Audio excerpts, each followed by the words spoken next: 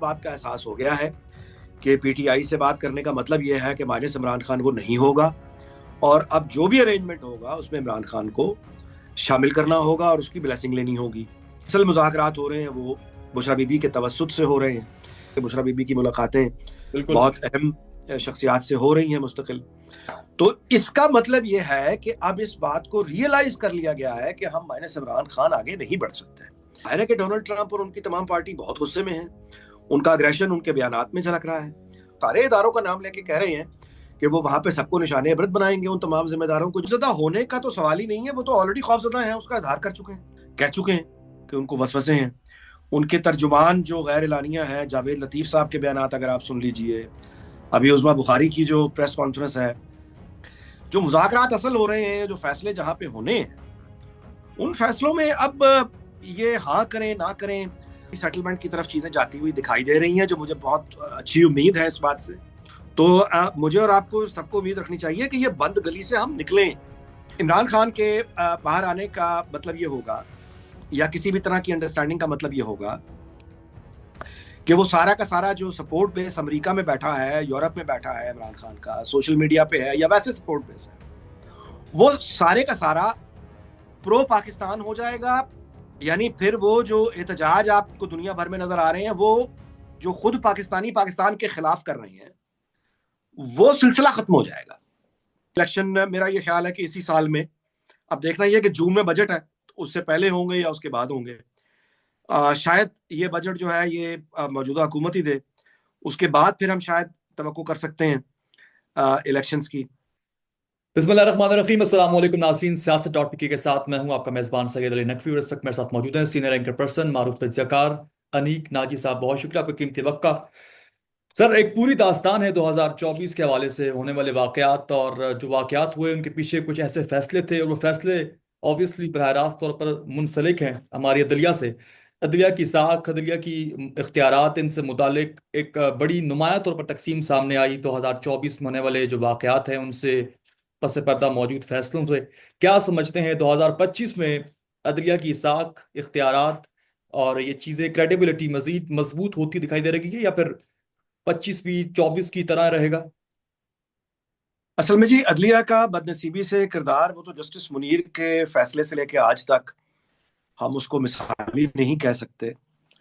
और जो अदलिया का किरदार हमने यानी 2000, आप यूं कहिए साकिब निसार साहब के दौर से, जो एक जुडिशल एक्टिविज्म, गो के इफ्तिखार चौधरी इसकी बुनियाद रख गए थे, लेकिन साकिब निसार साहब ने फिर उसको अपने दौर में अरूज तक पहुंचाया, जिसके बाद फिर उनके कोलीग्स, उनके साथी, वो वो इस तरह के फैसले एंटरटेन करते रहे, इस तरह के केसेस एंटरटेन करते रहे जिनका ताल्लुक बराह रास्त अ, हुकूमत से था, इक़्तिदार के फैसलों से था। उन फैसलों के नतीजे में किसी की हुकूमत गई, किसी की हुकूमत मिली। तो ये वो कंट्रोवर्सीज हैं जो बदनसीबी से रही हैं साथ। अब जहां तक मामला है कि आगे क्या रोल होगा, मैं ये समझता हूँ कि शायद वो जो कोर्स करेक्शन का एक अमल है, वो शायद अब शुरू होगा, और वो ओवरऑल होगा। मतलब है कि उसका जो इजहार है या उसकी जो रिफ्लेक्शन है, वो दीगर इदारों में भी नजर आएगी, उसके साथ अदालतों में भी नजर आएगी। अ, क्योंकि हमारे फैसले ज्यादातर, अगेन अनफॉर्चुनेटली, है कि तासुर तो यही है कि वो आइन या कानून के मुताबिक नहीं, बल्कि समाजी या सियासी जरूरतों के तहत या उसके दबाव में होते रहे हैं। तो उम्मीद कर की जानी चाहिए कि एक बड़ा कोर्स करेक्शन की तरफ हम चल पड़ें, सही। और जिसके नतीजे में अदालत भी मतनाज़ा फैसलों से बच सके। अच्छा अनीक साहब, अब चूंकि एक इमेज एक बन चुका है कि अदालत के आने वाले फैसले इतने मायने नहीं रखते, क्योंकि ज्यादा मायने रखता है एस्टेब्लिशमेंट का किरदार, उनकी मर्जी, उनकी मंशा, उनकी चाहत। इस इमेज को हम कैसे क्या समझते हैं कि मतलब ये इमेज अब मजीद एक रीबिल्ट हो सकेगा, दोबारा से इसे हम कंस्ट्रक्ट कर सकते हैं, क्योंकि एक जी बिल्ड हो बिल्कुल। चुका है। देखें, करेक्शन जो है ना जी, उसके रास्ते हमेशा खुले होते हैं। आज रूल ऑफ लॉ स्टैब्लिश हो जाए, आइन और कानून के मुताबिक फैसले होने लग जाएं, तो एतराज जो है वो होगा नहीं, और जो होगा वो बड़ा बेमानी होगा। तो ये तो हमेशा करेक्शन का जो कोर्स है, वो हमेशा उसके रास्ते खुले होते हैं। और ये जो आपने जिस तासुर की बात की कि यह तासुर मौजूद है, बिल्कुल है कि दबाव में फैसले होते रहे हैं, सियासी पसंद नापसंद के हवाले से फैसले होते रहे हैं। अ, मतलब है कि ये बहुत ही खुला होकर चीजें सामने आई हैं, और जाहिर है कि इस तासुर को खत्म करने का रास्ता इसके अलावा और कुछ भी नहीं है कि आइन की और कानून की बालादस्ती हो, और आइन को सामने रखते हुए बगैर किसी सियासी किसी का नुकसान होता है, फायदा होता है, हुकूमत का फायदा होता है या नुकसान होता है, या अपोजिशन का कोई फायदा नुकसान होता है, इससे कतई नजर आइन और कानून को सामने रख के जो फैसले होंगे, वो फैसले फिर खुद बोलते हैं, और वो फैसले इतनी ताकत से बोलते हैं कि उसके बाद फिर तनकीद की गुंजाइश नहीं रहती। अनीक साहब, साल 2024 तो गुजर गया। 24 में बहुत सारे वाकयात, सानिया 9 मई, सानिया 26 नवंबर, इलेक्शन ऑफ पाकिस्तान आपके सामने है, सभी मौजूद है। मौरख तो तारीख लिखेगा, लेकिन एक तारीख हम देख रहे हैं, हम जी रहे हैं, रिपोर्ट करते हैं, देखते हुए रोनमा हो रहे हैं हमारे सामने। क्या समझते हैं, साल 2024 के सबसे तबाहकुन फैसले कौन से थे और सबसे बेहतर फैसला आपके नजदीक कौन सा था? सानेहा 9 मई तो खैर 2024 से पहले का है। बाकी रहा जो आपने बाकी जो जिक्र किए, वो देखिए जी, इस साल का जो आगाज है वो बुनियादी तौर पे उन इलेक्शन से हुआ जो अनफॉर्चुनेटली इस कदर मतनाज़ा हुए कि वो इस्तेहकाम तो क्या लाना था, वो एक जो नॉर्मल आप कहना चाहिए औसत दर्जे का इस्तेहकाम या औसत दर्जे की जो एक फंक्शनिंग होती है, वो भी अचीव नहीं हो सकी। और उसके बाद से लेके अब तक आप देखिए कि इस्तेहकाम कायम करने के लिए अ, कोई ना कोई नया कदम उठाया गया, बड़े कदम उठाए गए। इंतखाबात के बाद यानी आसिफ अली जरदारी ऐवान सदर चले गए, पीपल्स पार्टी नून लीग का एक मुआहदा हो गया, उस मुआहदे के तहत हुकूमतें कायम हो गई। उसके बाद हमने देखा कि वही इस्तेहकाम लाने के लिए आइन में तरामीम तक हो गई, लेकिन वो इस्तेहकाम नहीं आ पा रहा। उसकी वजह यह है कि जो बुनियादी कॉन्फ्लिक्ट है वो बहुत गहरा है, और वो कॉन्फ्लिक्ट बुनियादी तौर पर पीटीआई का, इमरान खान, उनकी सपोर्ट बेस, और पाकिस्तान की स्टैब्लिशमेंट और हुकूमत का जो एक बुनियादी कॉन्फ्लिक्ट है, ये है कॉन्फ्लिक्ट। अब यानी हमने देखा कि ये साल का आगाज और बल्कि जून जुलाई तक भी मुकम्मल कोशिश की गई कि इमरान खान को नजरअंदाज करके बाकी चीजों पर सेटलमेंट कर ली जाए, लेकिन उनकी सियासत का जो अंदाज रहा, वो जेल में बैठे होने के बावजूद उनका जो सपोर्ट बेस है वो माइनस इमरान खान ना को बात सुनने को तैयार है और ना ही आगे बढ़ने को तैयार है। ये वो तब्दीली है जो माजी में यानी पाकिस्तान में उस तरह से देखी नहीं गई। यहाँ पे खुद मुस्लिम लीग नून इस वक्त जिसकी हुकूमत है वो माइनस नवाज शरीफ है, और अगर आप याद करें तो 2008 से 2013 तक का भी जो सेटअप था, उसमें भी यानी शहबाज शरीफ साहब वज़ीर आला जरूर थे, लेकिन नवाज शरीफ के पास कोई पोजीशन नहीं थी। तो वहां तो एक फैमिली है, उस वजह से ये मामला हो जाता है कि नवाज शरीफ नहीं है तो उनकी बाकी फैमिली आ जाती है, और इमरान खान के साथ ये बात नहीं है। वहां पे तो वो खुद ही है, और उनकी पार्टी और उनका support base minus Imran Khan वो तसव्वुर भी नहीं कर सकता आगे बढ़ने का। और यही वजह है कि सियासत को आप कहिए कि बंद गली में खड़ी हो गई। ये जो बंद गली में हम सब खड़े हैं, उसकी वजह ये है कि ये फार्मूला के माइनस इमरान खान कोई हल निकाल लिया जाए, इस पर पीटीआई किसी सूरत यानी चूंकि नहीं मानी। उसका नतीजा ये है कि अब आके गुमान ये होता है कि इस बात का एहसास हो गया है कि पीटीआई से बात करने का मतलब ये है कि माइनस इमरान खान वो नहीं होगा, और अब जो भी अरेंजमेंट होगा उसमें इमरान खान को शामिल करना होगा और उसकी ब्लेसिंग लेनी होगी। अच्छा, उसके जो मज़ाहिर हैं, सबूत हैं, वो क्या है? वो है बुशरा बीबी की जो रिहाई, फिर बुशरा बीबी की आप नकलो हरकत देख लीजिए, फिर बुशरा बीबी का आप इमरान खान से होती हुई मुलाकातें देख लीजिए।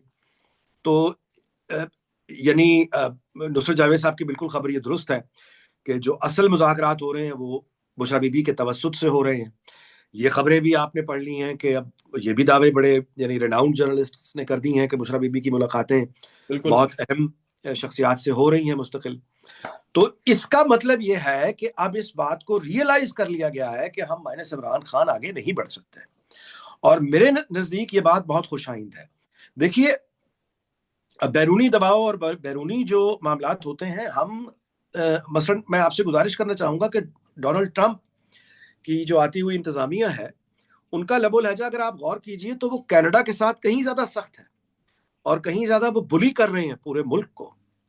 अच्छा, उनके जो आप कहिए कि करीबी दोस्त हैं एलॉन मस्क, अभी बरतानिया के बारे में उन्होंने बड़ा एक स्ट्रांग पोजीशन ले ली है कि बरतानिया में दोबारा इलेक्शन होने चाहिए और मौजूदा हुकूमत जो है वो ठीक डिलीवर नहीं कर रही, हालांकि चंद महीने हुए इलेक्शन हुए बरतानिया में।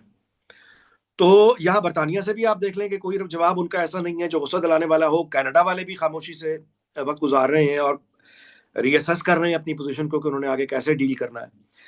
तो हमारी तो कनाडा के मुकाबले में या इंग्लैंड के मुकाबले में पाकिस्तान की ना तो इकोनॉमी की वो हैसियत है, ना को पाकिस्तान उस तरह से मजबूत वर्ल्ड स्टेज पे कोई पोजीशन रखता है। तो हमारी तो सारी की सारी तवज्जो ये होनी चाहिए कि एक नई हाइपर एक्टिव अमेरिकन एडमिनिस्ट्रेशन आ रही है 19 दिन से भी कम, मतलब 16 या 17 दिन के बाद वो आ जाएंगे। और अमेरिका में जिस तरह के हमले हमने देखे हैं अभी 3, उसके बाद जाहिर है कि डोनाल्ड ट्रंप और उनकी तमाम पार्टी बहुत गुस्से में है। उनका अग्रेशन उनके बयानात में झलक रहा है और उन्होंने कहा है कि वो खुद अमेरिका का department of justice, police, FBI, वो सारे इदारों का नाम लेके कह रहे हैं कि वो वहां पे सबको निशाने इबरत बनाएंगे, उन तमाम जिम्मेदारों को जिनकी वजह से सिक्योरिटी लैप्स होते हैं। तो वो एक हाइपर एक्टिव आप कहिए एडमिनिस्ट्रेशन अमेरिका में आ रही है। और मतलब मेरी समझ से बाहर है कि हम अगर आपस में दस्तो गरेबा होंगे पाकिस्तान के अंदर और एक दूसरे को बात करने पे एक दूसरे से हम तैयार नहीं होंगे, तो फिर अफसोसनाक बात यह है कि फिर हमें बैरूनी दबाव पर बैठना पड़ेगा। सूरत यानी हाल क्या ये मंजर आपको अच्छा लगेगा या मुझे अच्छा लगेगा कि उनका एक नुमाइंदा इस्लामाबाद में बैठा हो और कोई ऐसी मीटिंग चेयर कर रहा हो ऑफिशियली या अनऑफिशियली, कि उनके लोग बैठे हों और फिर PTI और यानी हुकूमत के लोग बैठे हों और वो सेटल कराएं। क्योंकि अगर वो सेटल कराएंगे तो वो अपने इंटरेस्ट में करवाएंगे, यानी उनकी ना तो कोई पाकिस्तान में किसी से दुश्मनी है ना दोस्ती है। वो तो अमेरिकन इंटरेस्ट को सामने रखेंगे। वो तो खुद कहते हैं अमेरिका फर्स्ट, और अमेरिका को ही वो दोबारा उनका नारा भी है कि मेक अमेरिका ग्रेट अगेन। वो पाकिस्तान के बारे में तो नहीं कहते कि मेक पाकिस्तान ग्रेट अगेन, वो अमेरिका के बारे में कहते हैं। तो एक्सक्यूज मी, हमें इस बात को रियलाइज करते हुए हमें तौहीन जो है ना, ये अनाओं का मसला या तौहीन का मसला बना लेना। तौहीन ये है कि आप 1-1 अरब डॉलर के लिए आधी दुनिया की खाक छानते हो, ये तौहीन है। तौहीन ये है कि ओवरसीज जो पाकिस्तानीज हैं, वो जो एम्बेसडर्स हैं पाकिस्तान के पूरी दुनिया में, वही अगर अपने मुल्क के खिलाफ एहतजाज कर रहे हैं और उन्हीं लोगों के सामने, उन्हीं मालियाती इदारों के सामने जाके कर रहे हैं जिनसे हमने गुफ्तगू करनी है। तौहीन ये है, तौहीन ये है कि हमारे अंदरूनी झगड़ा और मसाइल खत्म कराने के लिए किसी बैरूनी ताकतवर को मदाखलत करनी पड़े और फिर हम सब एक सीध में आके उसकी बात सुनकर यस सर कर दें, ये तौहीन है। आपस में बात करना कभी भी कोई तौहीन नहीं होती। और मुझे लगता ही ये है कि शायद ये रियलाइजेशन हो गई है, और ये जितनी जल्दी रियलाइजेशन हो जाए उतना अच्छा है। अच्छा निक साहब, मेरा सवाल अभी भी कायम है। खुलासतन दरिया को कूजे में बंद करते हुए 24 में आपने देखा इलेक्शन किस तरीके से हुए, किस तरीके से मखलूत हुकूमत का कयाम हुआ, दो पार्टीज, पीपल्स पार्टी नून लीग का गठजोड़ हुआ, एक नई हुकूमत सामने आई, मैंडेट चोरी का कहा गया, इल्जामात लगाए गए, फिर दीगर वाकयात। ये फैसला सही था आपके नजदीक? ऐसा होना चाहिए था? ये मुल्क की सालमियत के लिए देखिए, ये बेहतर तो था? बिल्कुल भी नहीं होना चाहिए था। ये तो कभी भी नहीं आप कह सकते। ना 2018 में जो हुआ वो भी नहीं होना चाहिए था, 2024 में जो हुआ वो भी नहीं होना चाहिए था। सारे इलेक्शन हमारे कंट्रोवर्शियल हैं और ये बिल्कुल नहीं होना चाहिए। और उम्मीद रखनी चाहिए कि इलेक्शन कमीशन इंडिपेंडेंट होगा। और ये तो कौम की तौहीन है, ये एक फर्द की, पूरे कौम की इज्तिमाई दानिश की तौहीन है। और मैं ये समझता हूं कि इस वक्त लोगों में जितना गुस्सा आ चुका है, अब शायद कौम ये तय कर चुकी है कि आइंदा वो अपने वोट पर डाका नहीं डलने देंगे। अच्छा निक साहब, चूंकि चले इलेक्शन हो गए। लेकिन लेकिन मैं आपको इसमें इजाफा करता चलूं जी जी। कि जो 2024 के इलेक्शंस में हुआ जाहिर है नया नहीं था, लेकिन जो चीज नई हुई वो इलेक्शन के बाद है। एक तो ये कि PTI माइनस इमरान खान जो है ये कभी नहीं हुआ, मतलब है ये मान लिया गया है कि ऐसा नहीं हो सकता, ये चीज नहीं है। दूसरी कि जो हुकूमत इंतजाम वजूद में लाया गया उस इंतखाबात के बाद, वो इतना कमजोर साबित हुआ और वो इतना नाकाम साबित हुआ कि वो कौम में लोगों में जाके ना अपनी बुनियादें बना सके, ना उनसे हम कलाम हो सके, ना अपना को बयानिया बना सके, जिसकी वजह से वो बिल्कुल ही खाली, यानी एक तो पहले से ही एक आर्टिफिशियल अरेंजमेंट था। उस आर्टिफिशियल अरेंजमेंट को अगर थोड़ी बहुत खाद देकर को थोड़ा सा उसको स्ट्रांग बनाया जाता तो मुमकिन है कि ये हालात ना होते। लेकिन वो इतनी कुल्ली तौर पे नाकाम रही तमाम जमातें, खासतौर पे नून लीग, जाहिर है कि वो मतलब है कि कमजोर से कमजोर होता चला गया। और अपोजिशन जो है, या एक पॉपुलर सेंटीमेंट जो है, वो एक दीमक की तरह इस निजाम को खोखला कर दिया उसने। अच्छा अनिक साहब, अब बहरहाल जिस तरह भी था, इलेक्शन हो चुका, हुकूमत कायम हो चुकी, आप क्या समझते हैं नून लीग का किरदार आपके नजदीक कितना मुतासिर कुन रहा? देखिए जी, नून लीग के साथ तो बहुत ही बुरी हुई है। वो बहुत ही, आप कहिए कि उनके साथ तो उनकी तो जिंदगी भर की कमाई लुट गई। मियां नवाज शरीफ जो है वो, उनका जो भी एक सफर, बहुत तवील सियासी सफर है, मामूली सफर नहीं है। जी हाँ बिल्कुल। और हमने देखा कि 1990 से एक आदमी खड़ा है, और 1993 में पहली मरतबा उनकी वो तकरीर आई थी कि वो डिक्टेशन नहीं लेंगे।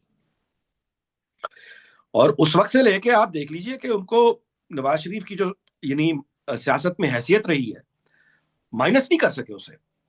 मतलब अब परवेज मुशर्रफ भी अपनी तमाम कोशिशें लगाकर नवाज शरीफ को माइनस नहीं कर सका। और आप देखिए कि 2018 के इलेक्शन में भी नवाज शरीफ माइनस नहीं हो सका, आरटीएस सिस्टम ही बिठाना पड़ा था। तो वो नवाज शरीफ जिसको गुलाम इसाक खान बिछाड़ नहीं सका, वो नवाज शरीफ जो जहांगीर करामत से एक हाजिर सर्विस आर्मी चीफ से रिजाइन लेने में कामयाब हो गया, वो नवाज शरीफ जो फारूक लगारी, उसका कुछ नहीं बिगाड़ सका। मोहतरमा बेनजीर भुट्टो भी सियासत में मुकाबला करती रही, लेकिन उसको माइनस नहीं कर सकी नवाज शरीफ को। परवेज मुशर्रफ उसे माइनस नहीं कर सका। उस नवाज शरीफ को इस हुकूमत ने, उनकी फैमिली ने, उन पार्टी ने माइनस कर दिया है। अब नवाज शरीफ जो हैं वो मुकम्मल तौर पे माजी का हिस्सा बन चुके हैं। वो लाहौर जो कभी उनके ना, आपको याद होगा 2008 में जब वापसी हुई है सऊदी अरब से नवाज शरीफ की, तो उस जमाने में दहशतगर्दी, आपको पता, बहुत खतरे, यानी जी हाँ बिल्कुल। धमाके हो रहे। तो जो नवाज शरीफ का पहला बयान था, अगर आप याद करें, जब इन्होंने लैंड किया है लाहौर में, तो इन्होंने जुलूस में ये गाड़ी का वो ओपन करके खड़े हो गए थे, और उनका बयान था कि मैं अपने लोगों में हूं, मुझे हिफाजत की जरूरत नहीं है। और बगैर सिक्योरिटी के वो पूरा जुलूस इन्होंने, यानी यानी लोगों के सामने खड़े हो गए और कहा कि मुझे कोई डर नहीं है, देखो मैं तो लोगों से हूं। तो वही नवाज शरीफ आज उसी लाहौर में बगैर सिक्योरिटी के, यानी कि वो 5 मिनट वॉक नहीं कर सकते माल रोड पे, वो अनारकली नहीं जा सकते, वो उचरा नहीं जा सकते, वो ग्वालमंडी नहीं जा सकते, वो अपने हल्के में नहीं जा सकते बगैर सिक्योरिटी के। यानी उनके लिए नामुमकिन हो चुका है कि वो निकले बाहर। तो इससे ज्यादा अफसुर्दा और इबरतनाक और आप कहिए कि अफसोसनाक उनके लिए और क्या बात होगी। तो बहुत मतलब है कि जो किरदार वाला रहा, वो उनकी सियासत के लिए बहुत बुरा रहा। और जिस हुकूमत के लिए ये सब कुछ हुआ, इनका ख्याल ये था कि अब हम 5 साल हमें लाख को नहीं सकता, और हमने जितने भी सख्त फैसले करने हैं 3-4 साल में करके, तो आखिरी साल में हम लोगों से मुकालमा करेंगे। अभी जरूरत नहीं है, मतलब इन्होंने इस काबिल ही नहीं समझा। मैं नवाज शरीफ की बात नहीं कर रहा, यानी जो हुकूमतें वजूद में आई उन्होंने, और उन्होंने चूंकि अपनी हवाओं में रहे, ट्रक पे चढ़े हुए थे, उनका ख्याल ये था कि अभी लोग, यानी उनकी दस्तरस अभी लोगों को कहाँ हाथ पहुंच सकता है। लेकिन ज़ाहिर कैलकुलेशन उलट हो गई, सब कुछ हिल गया, और अब ये बिल्कुल अकेले खड़े हैं। अच्छा अनिक साहब, अभी चूंकि मुज़ाकरात का सिलसिला जारी है, दूसरा दौर मुकम्मल हो चुका, लेकिन अभी तक कुछ हतमी नताइज सामने नहीं आए। आपने भी जिक्र किया, बिलाशुबा बुशरा बीबी के बैकडोर मुज़ाकरात भी चल रहे हैं। नवाज शरीफ को भी इस बात का इल्म है कि इस्टेब्लिशमेंट और पीटीआई के दरमियान मुज़ाकरात चल रहे हैं, और आइंदा आने वाले वक्त में क्या होने वाला है कुछ तो खबर होगी। देखिए, नवाज शरीफ साहब को अब खबर हो या ना हो, वो अब इररेलेवेंट हो चुके हैं। उनका कोई रद्दमल आएगा, अगर आता है तो वो कितना तासीर? रद्द अमल ज्यादा से ज्यादा वो क्या कर सकते हैं, अपनी हुकूमतों से कह सकते हैं कि हुकूमतें छोड़ दें, तो भी किसी को फर्क नहीं पड़ेगा। कोई एहतजाजी तहरीक वो उठा नहीं सकते। आ, अब उनकी रेलेवेंस उस तरह की नहीं रही। वो आपकी तरह मेरी तरह एक राय दे सकते हैं, इससे ज्यादा वो क्या करें, क्योंकि जो मुज़ाकरात हो रहे हैं वो तो आपके भी इल्म में है कि असल बात तो वहां हो ही नहीं रही। शहबाज सरकार इन मुज़ाकरात से खौफजदा होनी चाहिए, क्या समझते हैं? अगर ऐसा होता है, मुज़ाकरात या डील कोई इस्टेब्लिशमेंट और पीटीआई के दरमियान मुमकिन हो जाती है, तो क्या करना चाहिए नून लीग को आपके नजदीक? देखिए जी, खौफजदा होने का तो सवाल ही नहीं है, वो तो ऑलरेडी खौफजदा हैं, उसका इजहार कर चुके हैं, कह चुके हैं कि उनको वसवसे हैं। उनके तर्जुमान जो गैर एलानिया है, जावेद लतीफ साहब के बयान अगर आप सुन लीजिए, अभी उज़मा बुखारी की जो प्रेस कॉन्फ्रेंस है, जिसमें वो वार्न कर रही हैं बाकायदा फौज को कि अगर 9 मई के लोगों को छोड़ा गया तो ये फिर दोबारा होगा। तो ये जाहिर है कि बेचैनी और बौखलाहट का, यानी उसकी अक्कासी करता है। और लेकिन अब मुसीबत ये कि इनके हाथ में है कुछ नहीं। मैं दोबारा से गुजारिश कर रहा हूँ, अगर ये अपसेट होना चाहते हैं तो अपसेट ही हो सकते हैं ना, इससे ज्यादा ये अब यानी ये तो उसमें कहीं है नहीं। जो मुज़ाकरात असल हो रहे हैं, जो फैसले जहां पे होने हैं, उन फैसलों में अब ये हाँ करें ना करें, अगर इनकी कोई हैसियत होती या इनकी मर्जी का, या ये ऑन बोर्ड होते, तो फिर अजमा बुखारी जो है ये एक प्रेस कॉन्फ्रेंस में एहतजाज ना करती। वो एहतजाज करने का मतलब ही ये है कि वो ऑन बोर्ड नहीं है। अच्छा, अनीक साहब, नवाज शरीफ को सबसे ज्यादा आर्मी चीफ अपॉइंट करने का भी एजाज हासिल रहा है, आप इस चीज से एग्री करेंगे? जी यकीनन। और ये एजाज में जितने लोग उन्होंने अपॉइंट किए, उनकी ये चॉइसेस कितनी बेहतरीन रही? अनफॉर्चुनेट है जी, उनकी कोई भी चॉइस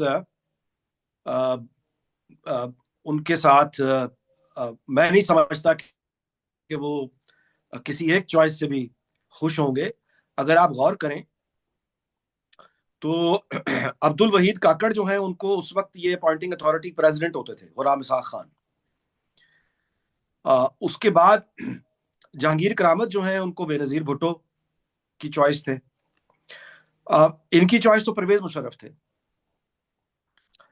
उसके बाद आपके इलम में है कि अशफाक परवेज कियानी भी इनकी चॉइस नहीं थे, इनकी चॉइस थे वो राहील शरीफ। जी हाँ। तो वो भी हमारे इलम में है कि जब रिटायरमेंट के बाद गए हैं तो बाकायदा खुशियां मनाई थी वफाकी हुकूमत ने। अब उनके हवाले से बहुत सी दास्तानें भी हमारे सामने रिकॉर्ड पे आ चुकी हैं। उसके बाद इन्होंने कमर जावेद बाजवा को लगाया। वो कमर जावेद बाजवा ने पूरे बट्टा ही बिठा दिया, यानी अपनी फौज का भी बट्टा बिठा दिया, पाकिस्तान का ही बट्टा बिठा दिया। और जो शोहरत उन्होंने कमाई वो ये है कि वो पीटीआई हो, नून लीग हो, पीपल्स पार्टी हो, ये तमाम सियासी जमातें किसी एक नुक्ते पर इकट्ठे हैं, हो सकते हैं, तो वो जनरल बाजवा की मुखालफत है जहां पर ये सारे इकट्ठे हैं। और खुद उनका इंस्टीट्यूशन, उसको जो डैमेज उन्होंने पहुंचाया है जनरल कमर जावेद बाजवा ने, उसकी मिसाल नहीं मिलती। और अब हालत यह है कि उनको, मतलब हाउस अरेस्ट की खबरें हैं। तो ये बात आपकी बिल्कुल ठीक है कि ये तनकीद अगर की जाती है नवाज शरीफ साहब पे कि जितने भी आर्मी चीफ्स का उन्होंने इंतखाब किया वो सारे के सारे गलत हुए, ये बात, इस पे कोई यानी बहस नहीं की जा सकती, ये बात ऐसे ही साबित हुआ है। अच्छा, अब जो मौजूदा अपॉइंटमेंट है ये शहबाज शरीफ साहब ने की है, लेकिन जाहिर है कि ब्लेसिंग्स मियां नवाज शरीफ की हैं, उसमें शामिल हैं। अ, इस दफा जो है, देखा जाए तो जहां तक स्टैब्लिशमेंट की हद तक ताल्लुक, यानी हम उनका देख सकते हैं, तो वो तो देखिए उन्होंने साबित किया है कि उन्होंने डिलीवर किया है। आप 2024 के इंतखाबात को ले लें, आप पीटीआई को, मतलब है जितना भी दूर रखा जा सकता था अवाम से, वो इंतखाबी निशान वगैरह वगैरह, उन्होंने तो डिलीवर किया। बात यह है कि इन्होंने डिलीवर किया या नहीं किया। अच्छा, इस मामले में एक बात याद रखिएगा कि पार्टनरशिप जो होती है ना जी, ये टू वे स्ट्रीट होती है। नहीं, पार्टनरशिप ये नहीं होती है कि एक पार्टनर जो है वो दूसरे पार्टनर पे जनाजा बन के सवार हो जाए। तो अनफॉर्चुनेटली इस दफा ये देखने में आया है कि ये तो सारी की सारी हुकूमत, वो पंजाब में हो, वफाक में हो, वो तो सारी की सारी सवारी उनके ऊपर करके, और एक अजीब एक अप्रोच हमें नजर आई जो इससे पहले, यानी ये गैर सियासी बिल्कुल अप्रोच है। और वो ये नून लीग की हमें अप्रोच नजर आई कि पीटीआई जो लेकर आए हैं वो जाने, उनका काम जाने, हमारा क्या मसला। पीटीआई को दबाना तो उनका काम है, हमारा क्या काम है। मीडिया पे, मिसाल के तौर पे सोशल मीडिया पे मुकाबला करना, ये एस्टैब्लिश वालों का काम है, ये रियासत का काम है। ये वो लेके आए हैं, वो जाने। तो इन्होंने आंखें बंद कर ली और रेत में सर दे दिया। तो उसका नतीजा है जो हम देख रहे हैं।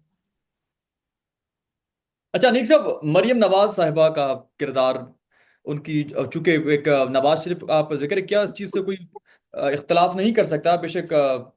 उसकी फेवरिज्म जिस पार्टी की जानब भी हो, कि उनका एक सियासी करियर रहा है और काफ़ी तवील करियर है उनका, इस लेगेसी को उन्होंने मेंटेन करने में अपना किरदार जो अदा किया, इससे कितने मुतमईन है? और आइंदा आने वाले वक्त में अगर इलेक्शन होते हैं तो मरियम नवाज क्या अपनी मौजूदा कारकर्दगी के एवज अपने वोटर्स को मुतमईन कर पाई हैं? देखिए, हमारी तवज्जो इस बात चूंकि माजी के हवाले से रहती है और हम यानी नवाज शरीफ साहब की बात करते हैं, जो जाहिर है कि अब माजी हो गए हैं। लेकिन अगर हम एक्चुअल कैजुअलिटी देखें, मुस्लिम लीग नून का जो असल नुकसान है, यानी नवाज शरीफ साहब का पस मंजर में जाना तो जाहिर है एक नुकसान है ही है, लेकिन वो माजी है। पीएमएलएन का जो असल नुकसान है वो मरियम नवाज का नाकाम होना है, क्योंकि वो फ्यूचर था। मरियम नवाज ने इस पार्टी को आगे लेके जाना था, मतलब अपनी आप समझते जनरेशन हैं में कि और मरियम अगली नवाज जनरेशन में नाकाम जिंदा रही रखना हैं? था। जी, आप ये समझते हैं कि मरियम नवाज नाकाम हो गई हैं, नाकाम रही हैं इस पूरे दुरानिये में? जी, पार्टी और सियासत के एतबार से तो बहुत मायूस किया उन्होंने। उनकी अपनी पार्टी के जो लोग हैं, वो आप लाहौर से किसी से भी पूछ लीजिए तो आपको कोई भी आदमी खुश नजर नहीं आएगा। मरीम नवाज साहबा का जो स्टाइल ऑफ गवर्नेंस रहा वो शहबाज शरीफ साहब वाला रहा, ब्यूरोक्रेटिक। और शहबाज शरीफ का जो स्टाइल है उसकी कॉपी वो करती रही, लेकिन वो भूल गई कि शहबाज शरीफ साहब, वैसे ये मैंने उनकी खिदमत में खुद मरीम नवाज साहबा की अर्ज भी किया था कि आप जो ये कर रही, 27 सितंबर को मेरी एक मुलाकात हुई थी जिसमें मैंने उनको ये बताया, अर्ज किया था कि आपका जो स्टाइल ऑफ गवर्नेंस है ये शहबाज शरीफ से ज्यादा इंस्पायर्ड लगता है। लेकिन शहबाज शरीफ का जो स्टाइल ऑफ गवर्नेंस है वो इसलिए चल गया क्योंकि सियासत करने के लिए पीछे नवाज शरीफ बैठा हुआ था। आपको ये सहूलत मैसर उस तरह से नजर नहीं आती। तो आप जिस स्टाइल के साथ ये गवर्न कर रही हैं, आपका पार्टी के साथ कोई राब्ता नहीं, किसी एमपीए से राब्ता नहीं, किसी एमएनए से राब्ता नहीं, उल्टा आपकी ब्यूरोक्रेसी ये बताने में फख्र महसूस करती है कि हमें तो चीफ मिनिस्टर साहबा ने कहा है कि मेरी पार्टी में काले चोर है, मेरी अपनी पार्टी में काले चोर हैं, इनकी तो बात नहीं माननी चाहिए, ना मैं सिफारिश मानूंगी, मैं तो मेरिट पे काम करूंगी।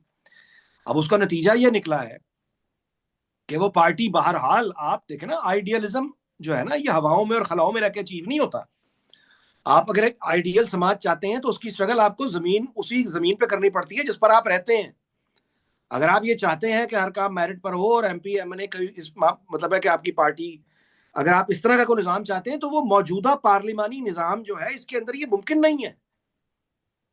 अगर आप एक ब्यूरोक्रेसी, या तो फिर आप अपनी पार्टी डिसॉल्व कर दें और एक नए मैंडेट के पास, लोगों के पास इस मैंडेट के मैनिफेस्टो के साथ जाएं कि मैं एक सिंगल पर्सन के तौर पे मैंने रूल करना है, मेरी मर्जी, मैं जिसको लगाऊं, मैं जिसको हटाऊं। यानी उसमें फिर आप एमपीएस से वोट लेने की मोहताज ना हो। हमारे आइन में जो वज़ीर आला बनने का तरीकाकार है उसमें आपको असेंबली से वोट लेने हैं उन एमपीएस के। तो वो उन्होंने जो स्टाइल अपनाया, उस स्टाइल से नतीजा ये निकला कि वो हुकूमत ही करती रह गई। हालांकि हुकूमतें 8 घंटे होती है हुकूमत, मतलब है जो प्योर गवर्नमेंट आपने जो करनी होती है वो आप 8 घंटे करते हैं, 10 घंटे कर लेते हैं, यानी आपकी ऑफिशियल मीटिंग्स। उसके बाद आप सियासत करते हैं, मेल मुलाकातें करते हैं, अपनी जड़ें मजबूत रखते हैं, आवाम से मुकालमा करते हैं, लोगों से रब्ता रखते हैं। अगर आप 16-16 घंटे मीटिंग्स कर रहे हैं और ऑफिशियल, और किसी को दस्तयाब ही नहीं है, तो वो तो फिर वही हाल होगा जो मरीम नवाज ने अब कर लिया अपनी पार्टी का। कोई अच्छा अनीक यानी साहब, असल कैजुअलिटी ही मरीम नवाज है। अच्छा अनीक साहब, इसी बात से तसलसल कायम करते हुए अगर ये गुमान जाहिर किया जाता है तो ये कितना दुरुस्त होगा कि मरियम नवाज वो लेगेसी मेंटेन नहीं रख सकी, या उनकी सियासत में, जैसा कि आपने कहा कि नाकाम हो गई हैं, कामयाब नहीं रही, तो उसका रीजन क्या यही है कि उनके मध्य मुकाबले इमरान खान जैसा शख्स मौजूद है? अगर इमरान खान ना नहीं होता, नहीं नहीं नहीं तो होते तो नहीं, वो ये तो देखे कामयाब ना, हो जाती। इमरान खान होता, कोई और होता, ये तो दूसरा जाने, उसका काम जाने। असल में तो बंदे ने खुद देखना होता है कि वो क्या कर रहा है। और उन्होंने जिस तरह परफॉर्म किया मरियम नवाज साहिबा ने, वो बहुत ही चाइल्डिश, यानी एक अंदाज हुकूमत बहुत ही चाइल्डिश। और जिस तरह के लोग उन्होंने अपने इर्द गिर्द रखे हैं वो भी बहुत ही यानी सतही किस्म के, बिल्कुल ही जाती नौकर किस्म के लोग हैं वो। जब वो बोलते हैं तो पता चल जाता है कि उनकी क्या सतह है, क्या गहराई है। तो मियां नवाज शरीफ के अगर आप मुकाबला करें तो मियां नवाज शरीफ जब वज़ीर आला पंजाब थे, मैं पुरानी बात कर रहा हूँ, जब वो वज़ीर आला पंजाब थे, तो वजारत आला पंजाब जो है ये बड़ा एक संजीदा मनसब है और बड़ी ग्रेस के साथ उन्होंने वजारत आला की मियां मोहम्मद नवाज शरीफ ने। वो लोगों को अवेलेबल रहा करते थे, कभी खुली कचहरी लगाते थे, अपोजिशन में हो या हुकूमत में हो, वो लोगों की एक्सेस में होते थे, दुख सुख सुनते थे, उनका बातें सुनते थे उनकी। मरीम नवाज तो बिल्कुल एक, आप जो समझे ना कि जैसे ऊपर से एक एक रॉयल फैमिली की तरह का उनका एटीट्यूड रहा, कि वो ऊपर से जैसे कोई जहाज लैंड करता है और वो ऊंचाई से अपने लोगों को नीचे से देखता है, नीचे होके देख, उनका तो अंदाज ये रहा ना। यानी वो अपनी तरफ से अगर भलाई उन्होंने की और अच्छे काम, जाहिर है अपनी तरफ से तो उन्होंने बेस्ट एफर्ट की है ना, लेकिन जो उनकी बेस्ट एफर्ट है लोगों के स्ट्रेटजी काम, सही नहीं। वो अप्रोच गलत है। यानी कि वो अप्रोच उनकी गलत रही है कुल्ली तौर पे। अब ये है कि जाहिर है कि सियासत में लोग गलतियां करते हैं या फिर सीखते हैं।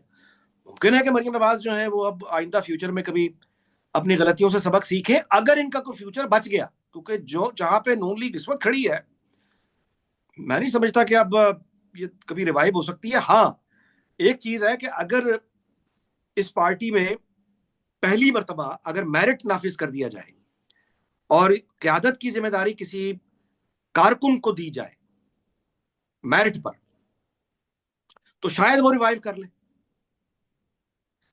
मरीम नवाज साहबा के लिए अब इसलिए भी बहुत मुश्किल हो गया क्योंकि आप अब, यानी उनकी बात का एतमाद अब नहीं है। वो जो एक ट्रस्ट होता है ना, वो अब खत्म हो गया है। सही, यानी जैसे आप मरीम नवाज के हवाले से कोई ख्वाब भी नहीं दिखा सकते, क्योंकि उनकी बात का अब एतबार किसी को भी नहीं है। वो कहती कुछ है, करती कुछ है। दुरुस्त फरमा रहे हैं आप। इस मौजूदा सूरत हाल को मद्देनजर रखते हुए अब अगर आइंदा आने वाले वक्त में इलेक्शन होते हैं तो आपकी इन तमाम तर बातों का अहाता किया जाए तो मेरे ख्याल से मुमकिन नहीं है कि दोबारा से वोट गेन करने में वो कामयाब रहेंगी। दूर दूर तक नहीं है जी, दूर दूर तक नहीं है। अच्छा, मुज़ाकरात और जो का सिलसिला अभी चल रहा है इस वक्त, हमारी पूरी मुल्क की सियासी जो एक महवर है वो इसी मुज़ाकरात पर है, मरकूज है कि अब ना जाने क्या होता है। इसी से मुंसलिक है खान साहब की रिहाई भी, आइंदा आने वाले वक्त भी, और मुल्क की मईशत भी। क्या समझते हैं, मुज़ाकरात इस्टेब्लिशमेंट और पीटीआई का अगर कामयाब हो जाते हैं तो फ्यूचर किस तरीके से एक रीशेप होता हुआ दिखाई दे रहा है? देखिए जी, मैं आपसे ये असल में हमारी सारी तवज्जो इधर होनी चाहिए। मैं दोबारा से आपसे गुजारिश कर रहा हूं कि हम देखिए, तारीख का तालिब इल्म हूं। आप इस बात पे गौर कीजिएगा कि डोनाल्ड ट्रंप, अमेरिका का ना जो इस वक्त फोकस है वो दाइश है।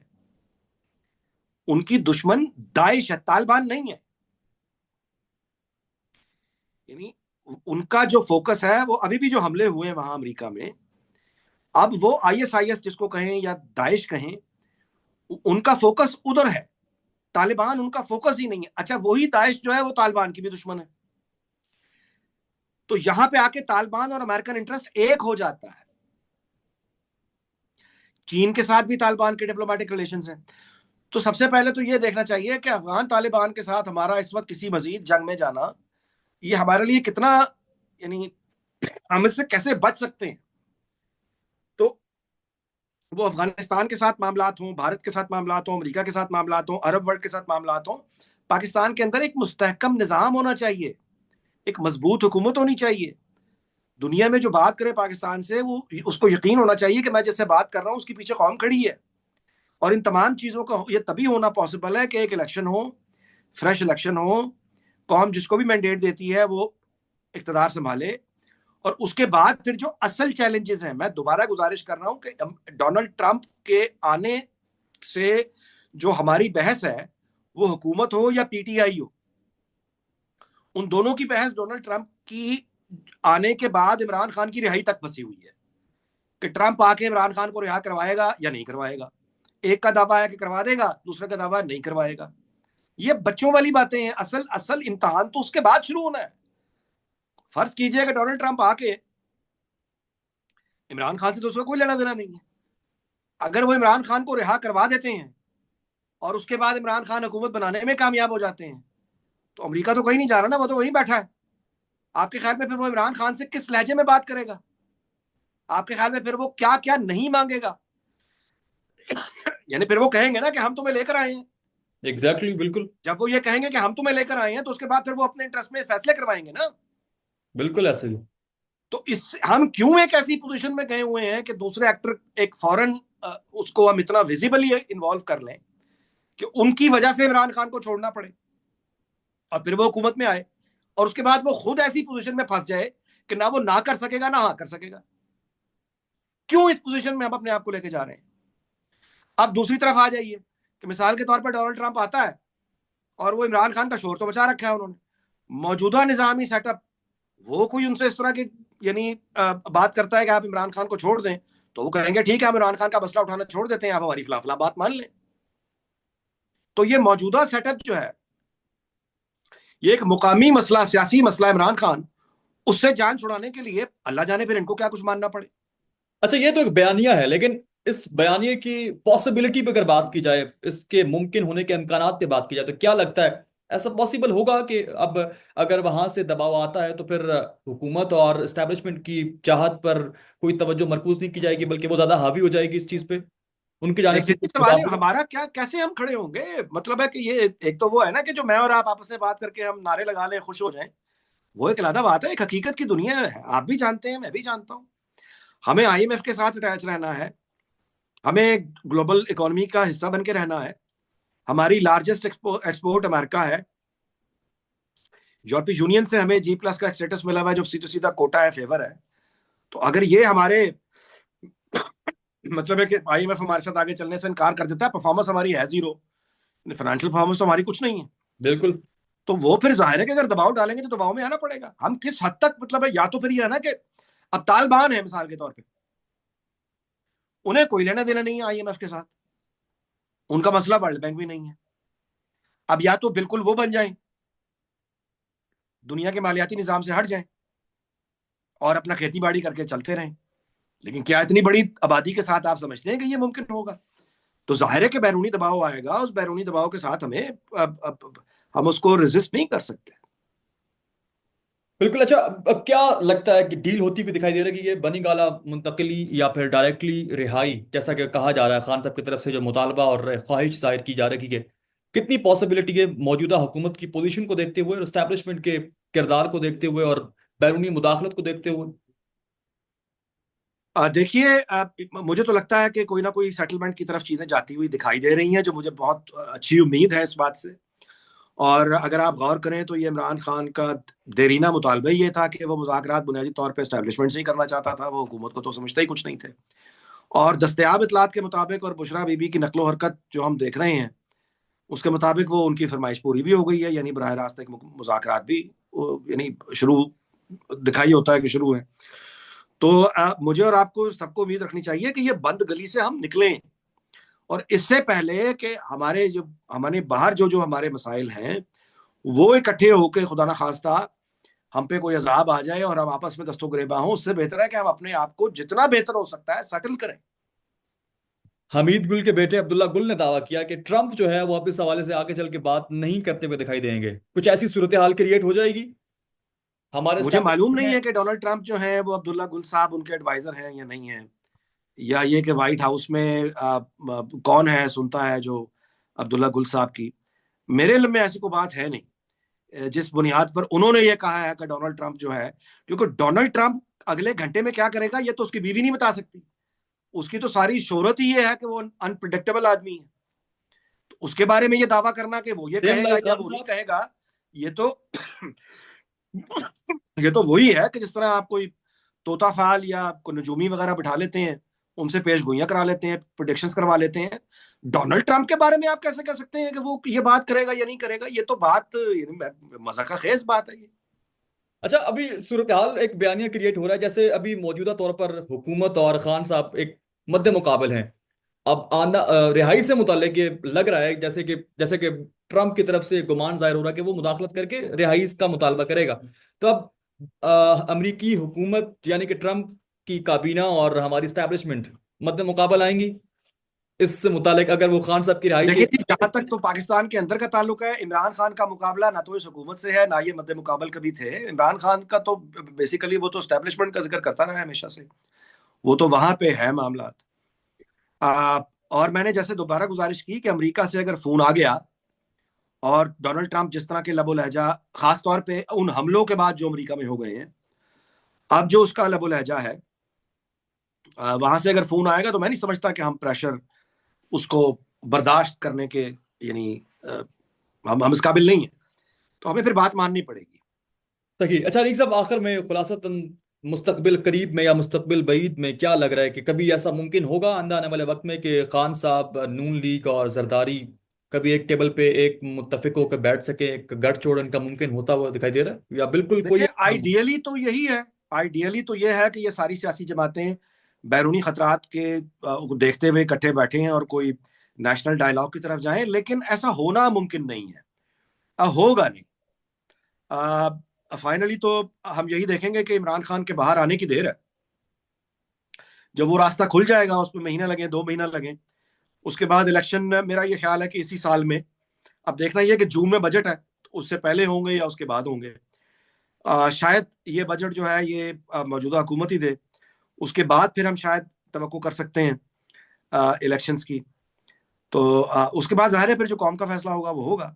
लेकिन हम इस डेडलॉक से, देखिए मैं आपको एक बात बताऊं, इमरान खान के बाहर आने का मतलब ये होगा, या किसी भी तरह की अंडरस्टैंडिंग का मतलब ये होगा कि वो सारा का सारा जो सपोर्ट बेस अमेरिका में बैठा है, यूरोप में बैठा है, इमरान खान का सोशल मीडिया पे है या वैसे सपोर्ट बेस है, वो सारे का सारा प्रो पाकिस्तान हो जाएगा, प्रो सिस्टम हो जाएगा।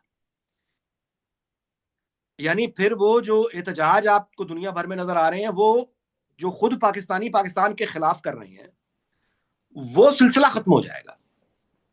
एक काम डाउन, यानी गुस्सा लोगों का निकल जाएगा, यूनिटी की तरफ बढ़ पाएंगे। और एस्टैब्लिशमेंट पे जो बेरहम तनकीद है उसका सिलसिला रुकेगा। पाकिस्तान में इस वक्त सबसे बड़ा मसला बोलने का है। पाकिस्तान में बोलने नहीं दिया जाता, जुबानें खींच ली जाती हैं, डर है, खौफ है, टेरर है। पाकिस्तान का मीडिया मुकम्मल तौर पर कंट्रोल्ड है, वेल मैनेज्ड है, एक मैसिव सेंसरशिप है। इसी तरह का दबाव पाकिस्तान में siyaset.pk भी फेस कर रहा है, जिसे पाकिस्तान भर में गुज़श्ता कई महीनों से मावरा आइन, मावरा कवानीन मुकम्मल तौर पर बंद कर दिया गया है, मुकम्मल तौर पर बैन कर दिया गया है। siyaset.pk की नशरियात को लिमिटेड करके पाकिस्तान में छोड़ दिया गया है। तमाम तर कानूनी मुआवजे के ऊपर आवाज उठाई गई, दस्तक दी गई, लेकिन हर तरफ से खामोशी है, सन्नाटा है, कहीं पर कोई सुनवाई नहीं है, कोई सुनने को तैयार नहीं है। लेकिन इसका हल क्या है? क्या खामोश हो जाएं? क्या सवाल ना करें? क्या मालूमात आप तक ना पहुंचाएं? क्या इंफॉर्मेशन आप तक ना पहुंचाएं? मालूमात भी पहुंचेगी, इंफॉर्मेशन भी पहुंचेगी, सवालात भी उठेंगे, लेकिन अब आपने रोल प्ले करना है, आपने अपना किरदार अदा करना है। और छोटा सा एक प्रोसीजर है, प्रोसेस है, उसके बाद आप अपना किरदार अदा करें और हमारी मदद करें। पहले आपने यह करना है कि हमारे यूट्यूब चैनल को सब्सक्राइब करना है, उसके बाद ज्वाइन के बटन के ऊपर जाना है, क्लिक करके हमारा मेंबर बनना है। या फिर दूसरा ऑप्शन यह है कि आपने वीडियो की डिस्क्रिप्शन में जाना है, वहां पर पैट्रियन का लिंक मौजूद होगा, उस लिंक के ऊपर क्लिक करें और हमें सपोर्ट करें, हमारा हिस्सा बने, हमारी ताकत बने। ख्याल रखिएगा। अल्लाह हाफिज।